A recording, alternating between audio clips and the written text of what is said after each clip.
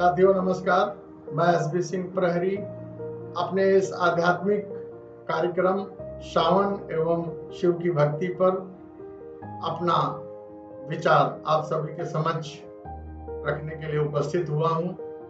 आशा है आप हमारे साथ जुड़ेंगे और पूरे विषय को ठीक से समझेंगे। देखिए, आध्यात्मिक विषय का अर्थ आप ये समझिए कि जो भी घटनाएं हैं वेदों पुराणों में या जो पवित्र ग्रंथों में हमारे ऋषियों मुनियों ने किसी विधा व्यवस्था संस्कृति के रूप में समाज के समक्ष परोसा है, रखा है, उसके पीछे तमाम वैज्ञानिक कारण हैं।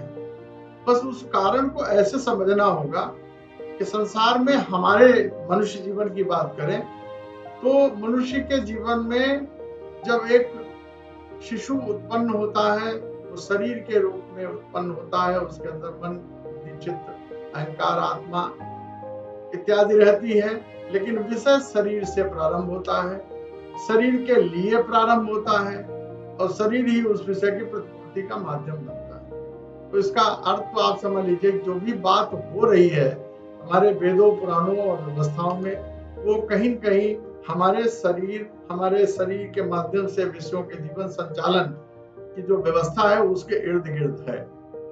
क्योंकि लिखा भी गया है यद ब्रह्मांडे तद पिंडे, पिंड का अर्थ यहाँ पर हमारा शरीर है, यानी जिस प्रकार से ब्रह्मांड है उसी की प्रतिकृति हमारा शरीर है और वो जिस प्रकार से ब्रह्मांडीय गतिविधियां होती है उसका असर हमारा शरीर भी पाता है, यानी उसी से हम ऊर्जित होते हैं। आज हम जो बोलते हैं, स्क्रिप्टिंग है, हम जो लिखते हैं, हम जो विषय बना पाते हैं, ये हमारे अंदर कहीं न कहीं से जो उत्पन्न होता है उसके पीछे कारण यही है। उस कारण को हमें समझना होगा।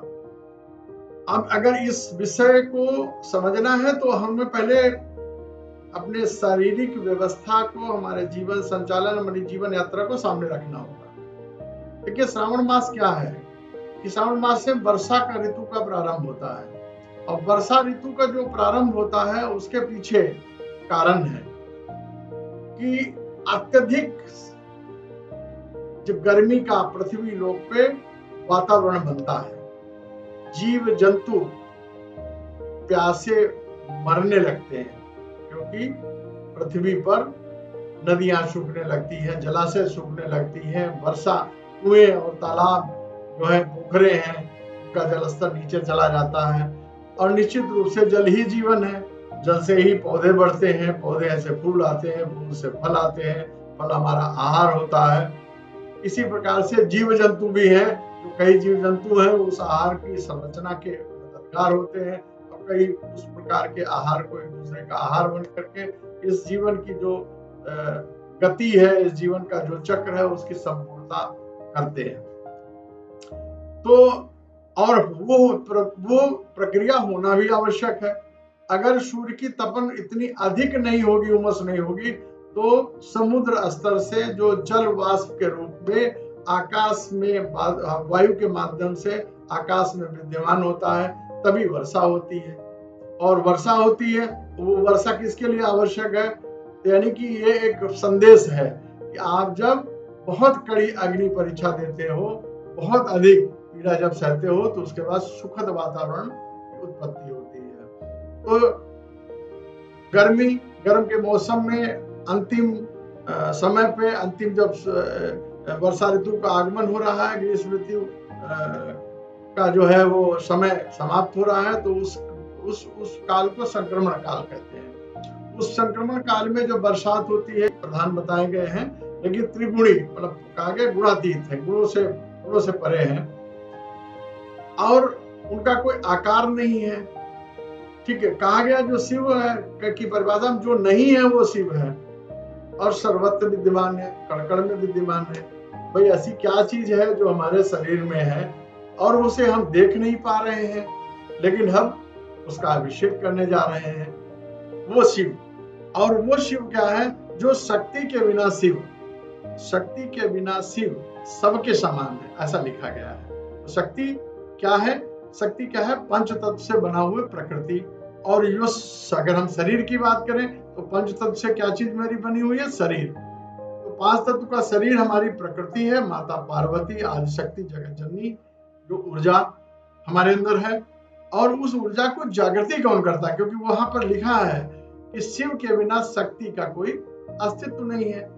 यानी कि आपके पास ऊर्जा बहुत है, लेकिन ऊर्जा को इस्तेमाल करने वाला व्यक्तित्व नहीं है, ऊर्जा को इस्तेमाल करने के लिए बताने वाला कोई व्यक्तित्व नहीं है। ये बताने वाला व्यक्तित्व ही शिव है।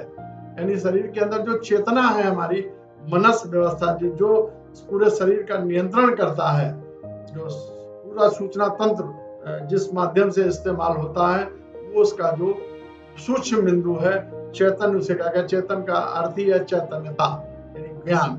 यानी ज्ञान और ऊर्जा का संगम ही हमारा शरीर संचालन करता है। ज्ञान जो है भी नहीं है, उसका कोई गुण नहीं है, उसका कोई स्वरूप नहीं है, उसका कोई धर्म नहीं है, क्योंकि वो एक ही शब्द से धर्म भी मना लेता है, अधर्म भी। एक ही शब्द पे हर एक व्यक्ति अलग अलग अपने वाक्य बोल सकता है। एक ही शब्द को, उससे संतुलन और असंतुलन की स्थितियां पैदा हो जाती हैं समाज में। तो ऐसा जो तत्व है वो शिव तत्व है। अब शक्ति की आवश्यकता उसे है, वो चैतन्यता है।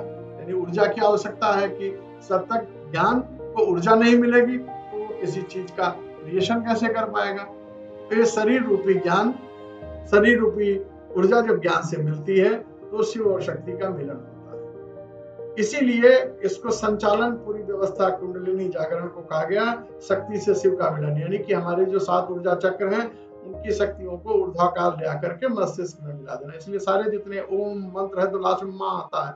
माँ मतलब मस्तिष्क महादेव का क्षेत्र है, ये इसी कैलाश बोला गया है।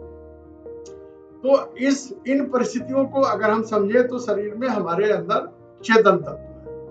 अब प्रकृति में हम रहते हैं, तो प्रकृति में क्या होता है? जैसी प्रकृति वैसी मेरी प्रवृत्ति। अगर गर्मी है तो गर्भवती जल इत्यादि चढ़ता रहता है, तो वो उनकी जो मनस व्यवस्था का जो एनर्जी उनके इर्द गिर्द रेडिएशन के रूप में रहता है, वो मनुष्य को नुकसान कर सकता है। इसलिए वहां पर रात्रि में कोई गाड़ी इत्यादि भी नहीं रहता है। यहाँ तक कि उन पे चढ़े हुए जल, उनके चढ़ी हुई प्रसाद सामग्री वगैरह का भी ग्राह्य नहीं किया जाता प्रसाद के रूप में, बल्कि यहाँ तक कि आधी परिक्रमा की जाती है। जिस नाली के द्वारा चढ़ाया हुआ जल और सामग्री बाहर पृथ्वी के अंदर जाती है, तो पृथ्वी उस नाली को भी, उस जल को भी नागने की परंपरा नहीं है।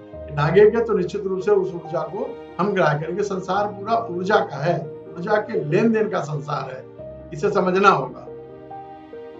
तो शिव को पहले समझ गए होंगे संक्षिप्त रूप में कि शिव हमारे मानसिक स्तर है, उसको नियंत्रित करने वाला, जो शरीर का संचालन करने वाला, वो शिव है, उसको निर्देशक है। तो वो जब निश्चित रूप से हम जब सामाजिक कार्य करते हैं, जीवन यात्रा करते हैं, तो अच्छे और बुरे सब प्रकार के मौसम, सब प्रकार के लोगों, सब प्रकार के वातावरण में जाते हैं, तो हमारा निश्चित रूप से मानसिक प्रदूषण अच्छा भी होता है, खराब भी होता है। तो ऐसी स्थिति में जब वर्षा ऋतु प्रारंभ होती है, संक्रमण काल में हमारा प्राकृतिक जो वातावरण है थोड़ा सा विषैला होता है प्रारंभ में। उस विषैले वातावरण को से हमारे अंदर बहुत तेजी से, चाहे आहार के रूप में, चाहे भौतिक या प्राकृतिक रूप से, हमारे अंदर जो है वो ऊर्जाओं का प्रवेश होता है, जिससे हमें शारीरिक मानसिक क्षति पहुंच सकती है। तो हम क्या करते हैं कि हम उसको जल के माध्यम से भगवान भोलेनाथ को जल और हरी पत्तियां यानी बेलपत्र और तमाम फल फूल और अपनी भोजन सामग्री जो आहार हम लेते हैं उसको हम समर्पित करते हैं। उस समर्पण के पीछे और भी कई कारण हैं, क्योंकि जो शिवलिंग पे ही क्यों चढ़ाता, शिवलिंग की स्थापना का अर्थ यह है कि किसी मनुष्य जिसके अंदर शिवत्व था उसने ही अपनी प्राण प्रतिष्ठा से उस लिंग का स्थापना किया, यानी कि उसके अंदर शिव व्याप्त है, यानी कि मनस व्यवस्था व्याप्त है।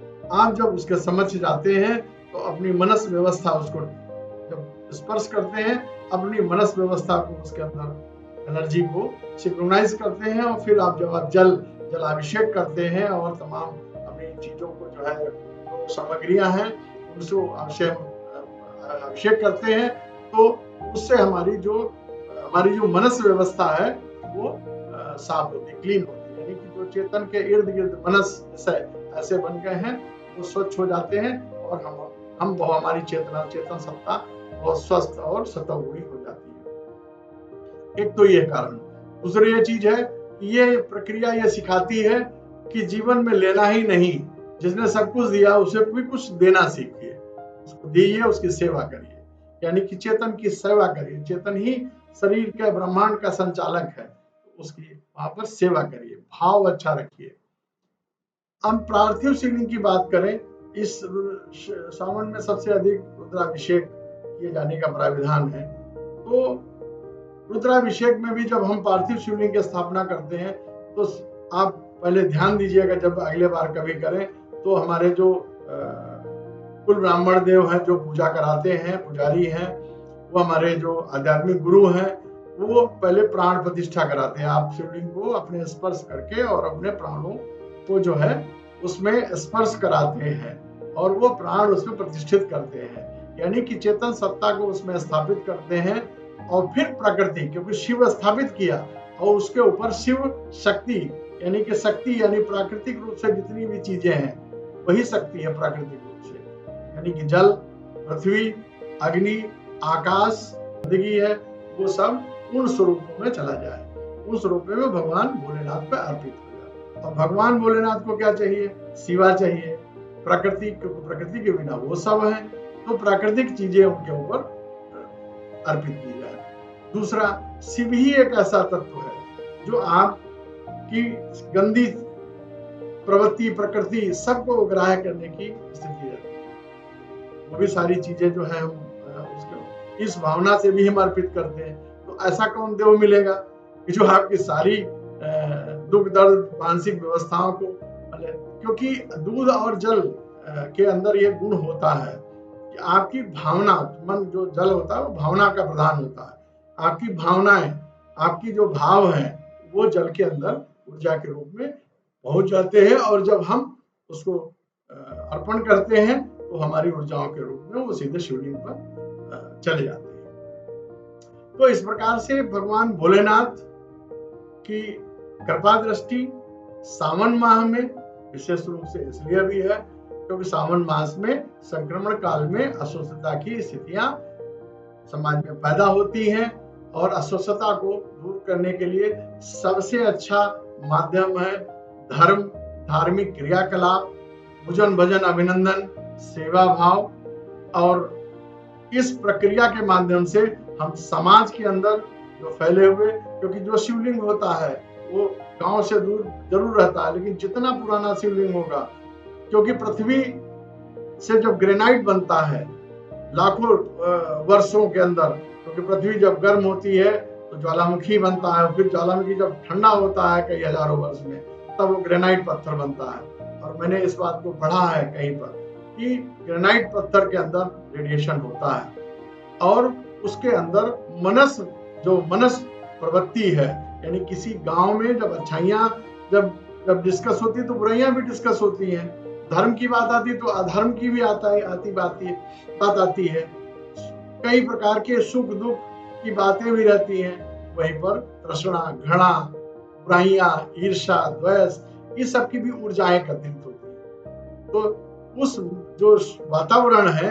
उस प्रकार की जो ऊर्जा है वो भगवान भोलेनाथ ही ग्राह्य कर सकते हैं, जैसा कि त्रिदेवों में कहा गया है।